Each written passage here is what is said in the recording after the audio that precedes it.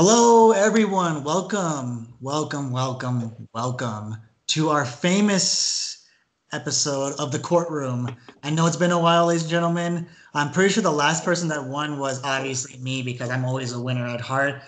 Call me the Warriors at this point. Let's get it. All right. Steph Curry Not knows this anymore. at this point. Hey, whoa. That's true because only winners can stand in the judging panel. And that other winner with me is, of course, John. Welcome to the What's judging up? panel. I think you've been on a few of them with us right here. Back when we had the MJ documentary, and clearly also I won those choice at that point. But I know the fans really want a great debate, so we brought Matt and Kevin, the great debaters at this point, to discuss a very serious discussion with the Lakers making some very big moves, basically considering themselves the number one team again in the NBA. Who do you think will be the biggest challenger in the West, for this Laker roster? Kevin, you did win the coin flip, so we will defer to you first. You have 2 minutes starting now. I think this is an obvious choice. In the West, not going to be Clippers, period. Full stop. No way Clippers are contending. Just want to put that out there. I think the obvious choice is Golden State. Golden State's coming back with a healthy Steph Curry. A pretty good lineup overall. They still got Draymond. Yeah, they don't have Clay. And if they had Clay, I think that would really put them over the top. And I would be very concerned about their chances to take over the Lake Show. But they don't. So I think they're good, pretty even keel match. I think James Wiseman adds a lot of help for them, especially in the paint. I think that's where they've suffered the most, and they need the most help, especially going against the Lakers. And otherwise, I think they have a pretty good, maybe not a deep roster, but a multiple people who can help that team out a lot. I think Andrew Wiggins is a good fit for that team. I think the biggest addition is obviously Kelly Oubre. I think he's going to add so much. We've mentioned it before. He's going to add a lot of slashing to the paint. He adds just that kind of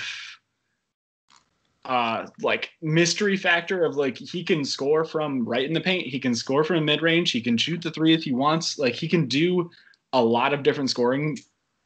And he also can play defense. Like they have some people who can play a little bit of defense here and there now, which before in the past they haven't.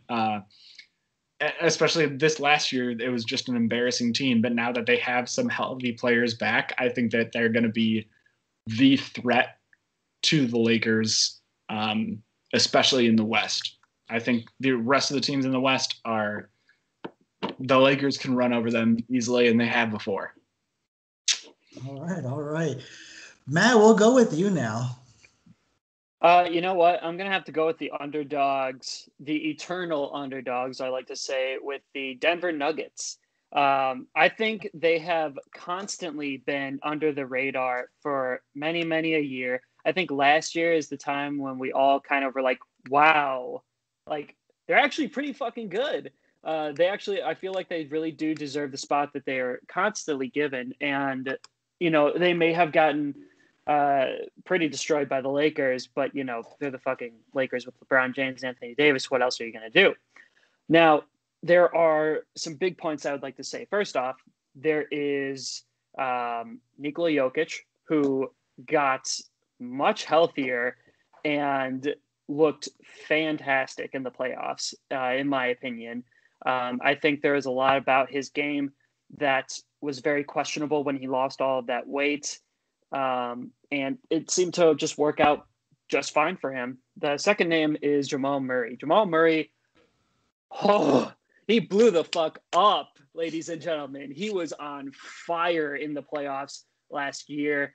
I am so excited to see how he continues to progress. And the last name is Michael Porter Jr. I think we're all very, very excited to see what he has to bring to the table this coming year. He did pretty well in the bubble. Obviously, he's very confident in himself. I think, he could probably practice a little bit of humility, but I'm excited to see how he plays. I'm excited to see how well he does.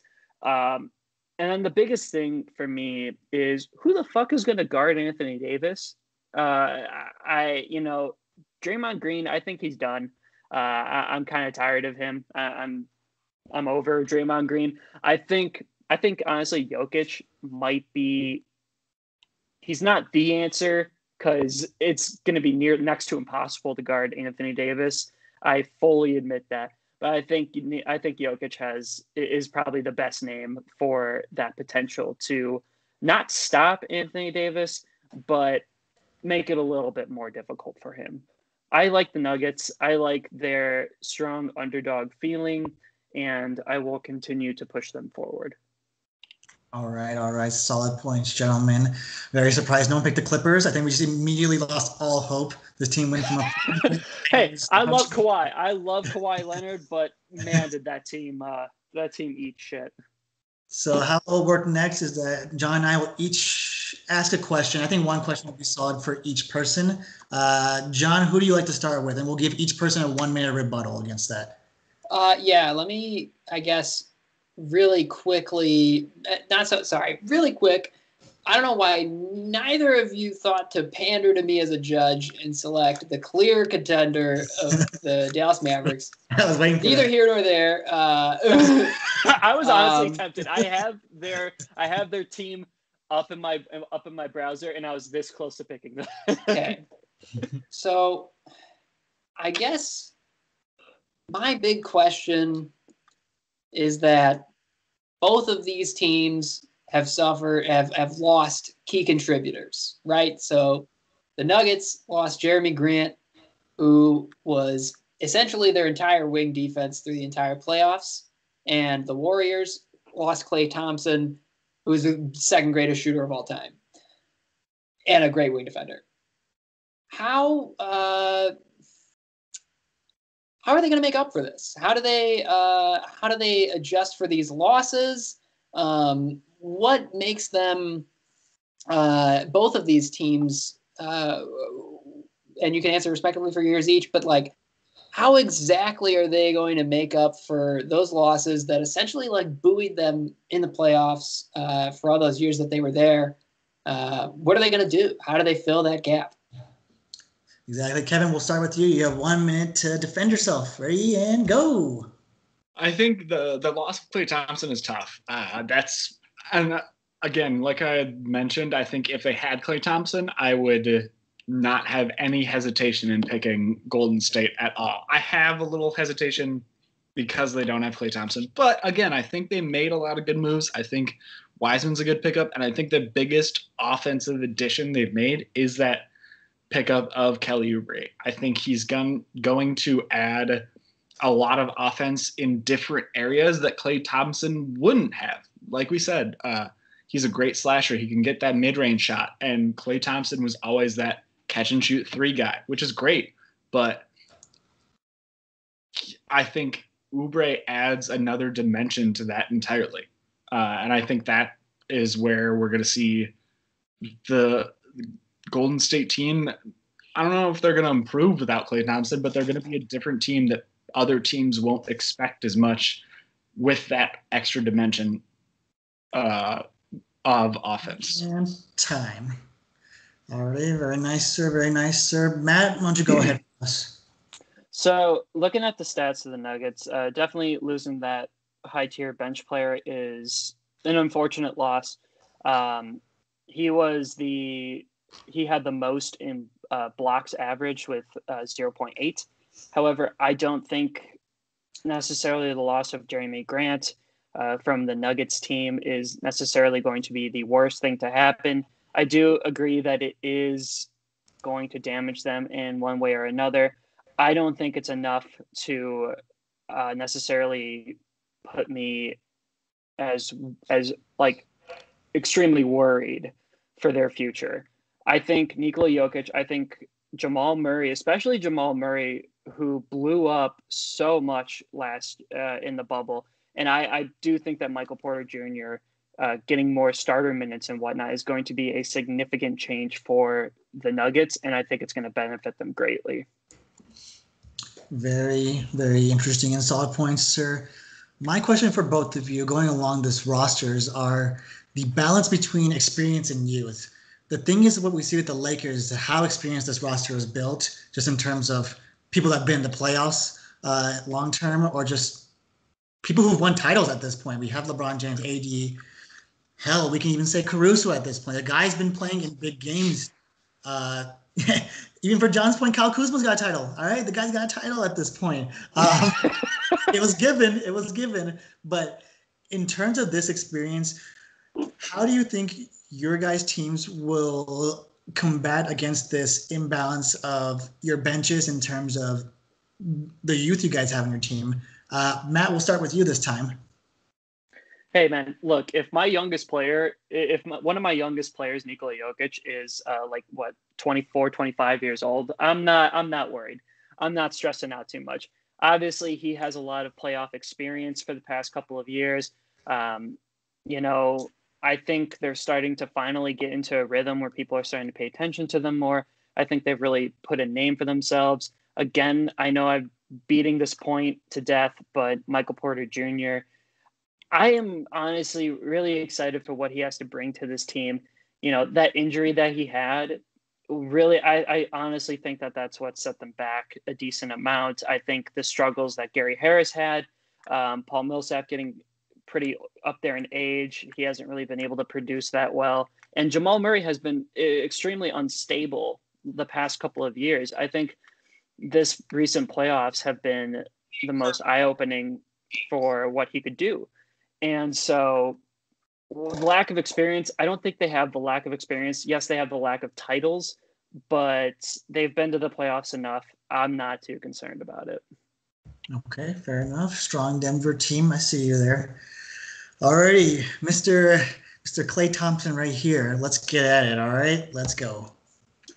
I think the biggest thing for this Golden State team especially is that they have a lot of young guys, yeah, but I think they have guys that got, because of last year and because of how garbage the team was and how Steph and Klay were both injured, I think that gave an opportunity for a lot of those young guys that were on the team to kind of iron out the kinks of their relationships on the team. I think guys like Eric Pascal, Poole, like people like that aren't going to see a lot of playing time this year probably, they got that opportunity this past year to already, okay, yeah, maybe we're not going to be the stars anymore, but we can take this year and try our best and come out and start every game and get these starting minutes and things like that and actually learn the game. And then this year come off the bench and take what they learned last year from getting their asses handed to them every game and actually improve on that and add value to this team off the bench, which I think is the biggest thing that this Golden State team is going to need. I think they have a great starting lineup, obviously, but I think, like to your point, that's kind of where they suffer is their bench. And I think this past year is going to be the biggest actual help to them, even though it was such a shitty year. All right, perfect timing as well. This was a very interesting return to our debate. Very, very conflicting thoughts. My personal and John, I think you got some worrisome with our fellow mates here. Just right from the get-go, John, who do you think got the dub here? Man, as much as I wish that the Warriors could actually contend in the West this year, I would be, frankly. I think the Nuggets have a better shot at being a real playoff threat than the Warriors do this year. Right now, there's still moves to be made. I also don't think either of these are the teams I would have chosen. So I think,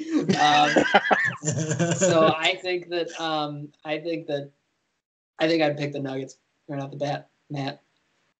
Oh, thank you. Yeah, no, that's an interesting point. You guys hit quite a few interesting points. On my question, it seemed like the youth was avoided a lot. As much as you talked about the youth, I feel like you didn't nail down that they still don't have experience in the playoffs. And I think it's a completely different game in my opinion. But hey, Kevin, you proved the Paul George theory correct. So who knows? You never know. You could be the next coach for the Warriors at this point. Yeah. And here's what I'll also say, just in regards to youth, that I think benefits the Nuggets is just that, like, you know, the Warriors were a young team that hadn't won anything either one day. You know, everyone's got to start somewhere. I think the Nuggets have shown some interesting signs. Hey, that's fair. That's fair. But I'm just saying, when the person you bring back as Paul Millsap is not looking good, okay? Especially when you gave a better offer to Jeremy Grant, he said no. That's when you're like, that's a big question. That's a bad question at that point. But you guys heard it here. We're definitely going to leave a poll on our Instagram. You tell us who won, and we're going to continue it. If you get 5 straight wins, I will personally buy you a jersey of your choice. All right, I will do that. That's what I'll do. But you gotta get five dubs here. All right, that's how we'll do it. Yes, John, you heard that correctly. You want that new white Luka jersey? I got you. All right, it'll happen. So Matt, end us here. Thank you guys so much for listening to the Courtroom. Again, you can follow us on Instagram and Twitter at the Deep 3 Pod. You could also watch us on YouTube. You can see our beautiful faces on YouTube, and you could also listen to us on Apple Podcasts and Spotify. You could also listen to us on Anchor, where we're most listened to currently. So thank you guys so much for coming down and seeing me totally wipe the floor with Kevin. Everybody heard that. No questions asked. And have a good night. Peace.